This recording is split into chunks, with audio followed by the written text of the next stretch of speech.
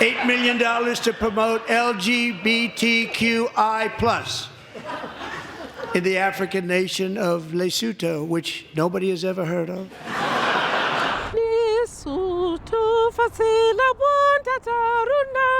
In March, we introduced you to Victoria Sethunya, a Lesotho native protesting the president's jab and mispronunciation during his joint address to Congress.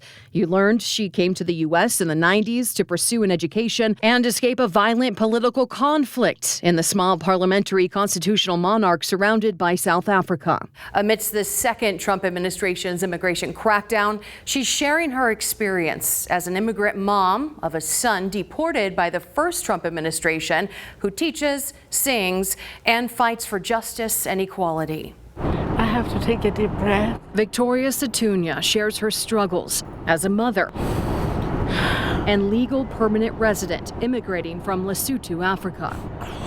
Her son, People call him Chris, but I use his African name. deported in 2018. I have not seen him in over 6 years. His deferred action for childhood arrivals, or DACA, expired. The renewal denied. I hope there's somebody compassionate who will help me reunite with my son. A drug arrest also factoring in. Victoria says after he broke his back. The doctor prescribed opioids for him, and he got hooked on the opioids. He can't visit while under a 10-year ban. So 4 more years. I stopped counting. And if she visits him, to minimize the pain. she can't return. I don't have a passport. If I leave, I am self-deporting. A mother who was raped and chooses to keep her son is not looking to be separated by the government that has lost its soul, that has lost its conscience. She came from the small African kingdom in 1998 with her 3 kids. My daughter almost got shot when South Africa invaded. She says she also left an abusive husband. The most extreme form of that threat was at gunpoint. I had to be escorted to work.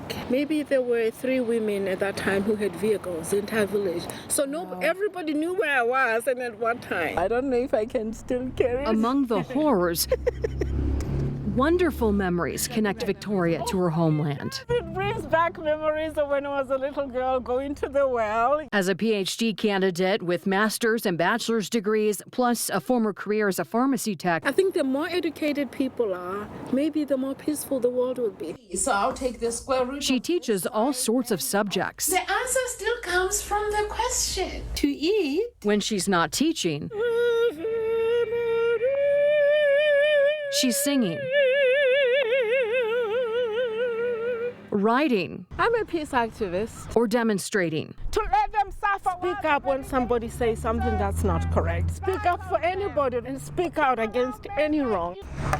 Why does it make you so emotional? You're hoping for a more compassionate world. This brings tears to my eyes. So she continues to push for her son's legal return, updating an online petition To investigate and posting on social media. the Utah government. Utah just settling on a $57 million settlement with Purdue Pharma over its push of the opioid crisis. Victoria feels the state is benefiting from her son's suffering without helping him, a victim. She does want you to know she suffers from intense post-traumatic stress disorder and wants others who do too to know they're not alone. And she hopes her resilience may inspire you to continue to push through as well. In studio, Janae Ryan.